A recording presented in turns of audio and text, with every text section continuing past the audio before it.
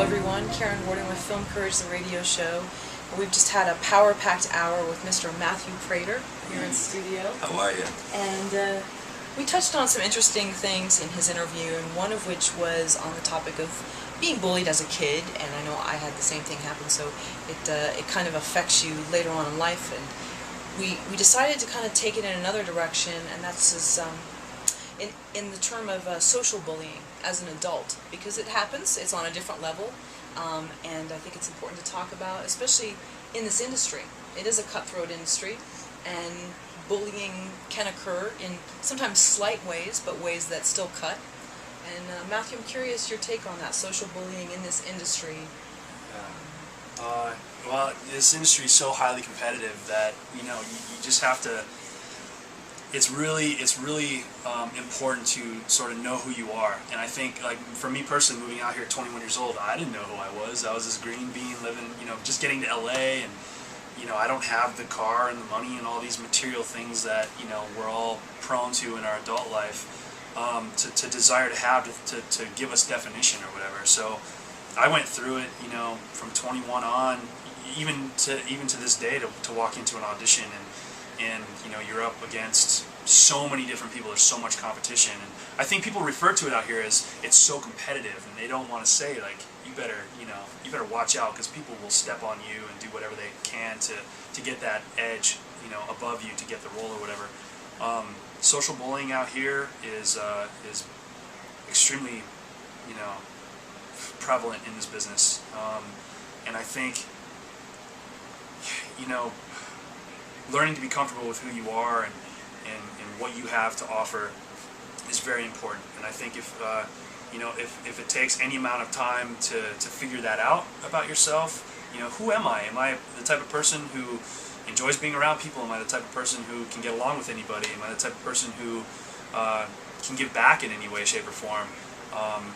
Those sort of definitions for yourself, I think, can really help you in those situations where other people are trying to step on you or take away your positive energy or make you feel less than perfect.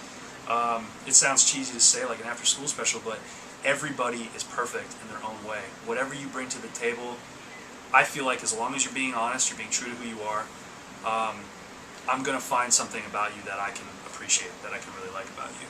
And I think that's important to have in this town, especially with so much competition. Definitely. And I'm curious too, when you find yourself in an instance where you sense you're being bullied socially, maybe at an audition or what have you, how do you deflect it without being too combative, but kind of like, what they say, your best defense is a good offense? Yeah.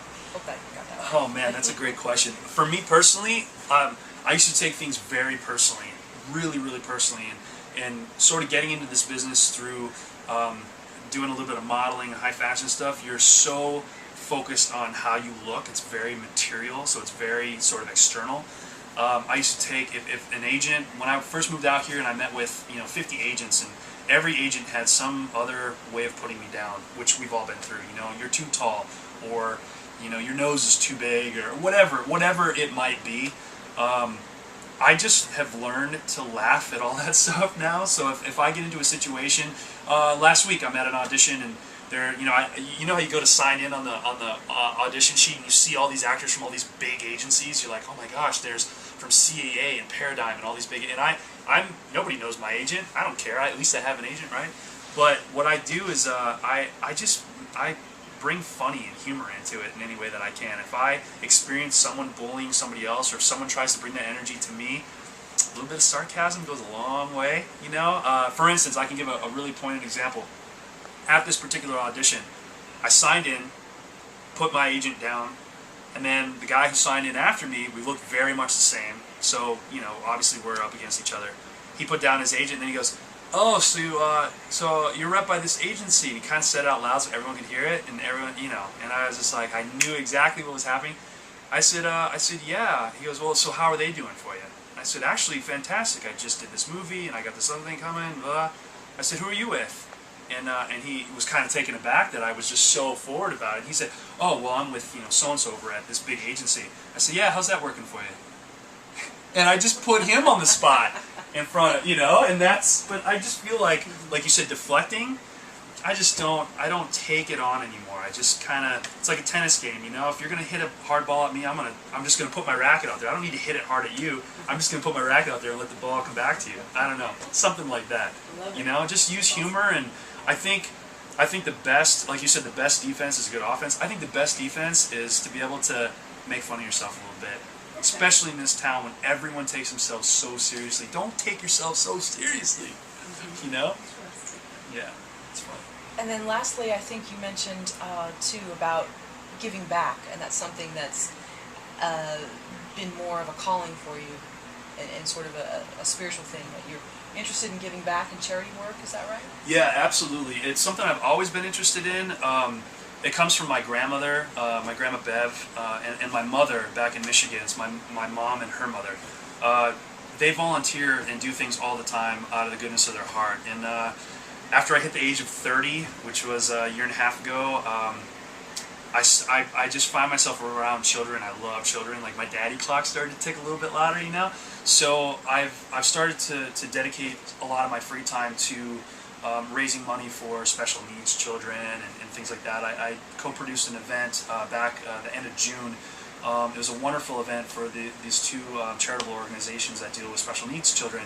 We have another event coming up November 7th. It's going to be down here in LA. It's near Marina Del Rey. And for me personally, the giving back, the charity, I can't even describe like what it does for the soul. It feels so good to know, like, first of all, where I started, where I am now, how all the people that have helped me out along the way, whether it be your family, your friends, and, you know, new friends that you're making along the way, but to be able to give back any of your time and any of your positive energy to something for children that don't necessarily have what I was given as a kid. You know, I never really dealt with any social sort of, you know, disabilities or physical disabilities or anything like that, but there's a lot of people in the world that are living their lives this way and need to be recognized, that we're all people, we're all filled with love and joy in some way, and to see the look on these kids' faces who have special needs from autism on down the line, for me personally, it does more for me than booking a role in a movie, or, you know, getting, you know, what my buddy and I call the me factor. Everyone's about me. I really encourage anyone who's watching this or tuning into the show to give back in some way, shape, or form. And ironically, the more you give of yourself, the more it comes back to you. So I just kind of, that's like, I don't know, a universal law of attraction in some way, shape, or form. Whatever you put out, you're going to get back. So for me, it's just something I've wanted to do in my entire life, is to be charitable in some way, shape, or form. Not just for kids, but kids is a big part of it, children. And I plan to continue to do that for the rest of my life. And hopefully, as my career grows and more people take notice of who I am, if my name should be in spotlight, I want to help guide that spotlight to people who may not have, you know, as good a fortune or have been given the opportunities I've been given. So, long-winded, but that's my charity.